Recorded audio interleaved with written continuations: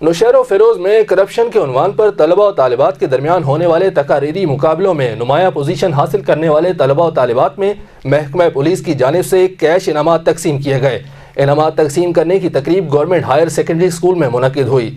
تفصیلات جنید خانزادہ سے۔ نوشہر و فیروز کرپشن کے عنوان پر طلبہ و طالبات کی جانب سے تقاریری مقابلوں میں بہترین کارکردگی پر محکمہ پولیس کی جانب سے کیش انعامات اور طالبات بچیوں کو اپنے حقوق کی آگاہی دینے پر ایک تقریب government girls higher secondary school Naushahro Feroze میں منعقد کی گئی، جس میں ایس ایس پی نوشہر و فیروز جناب طارق ولایت، ڈپٹی ڈائریکٹر سوشل ویلفیئر سید احمد علی شاہ، پرنسپل شفیع محمد پٹھان نے خطاب میں کہا کہ بیٹیوں کو حقوق سے محروم رکھنا یا تعلیم سے دور رکھنے کی کوشش کرنا یا طالبات بچیوں کو اسکول آنے جانے کے وقت راستے میں کسی کی جانب سے پریشان کرنا جرم کے دائرے میں آتا ہے۔ ایسی شکایتوں پر فوری کارروائی کی جائے گی۔ اس سلسلے میں طالبات بچیاں محکمہ پولیس اور سوشل ویلفیئر کے افسران سے رابطہ کر کے اپنے مسائل، شکایتوں اور پریشانیوں کی فوری اطلاع دیں تاکہ فوری کارروائی عمل میں لائی جا سکے۔ اس موقع پر ایس ایس پی نوشہر و فیروز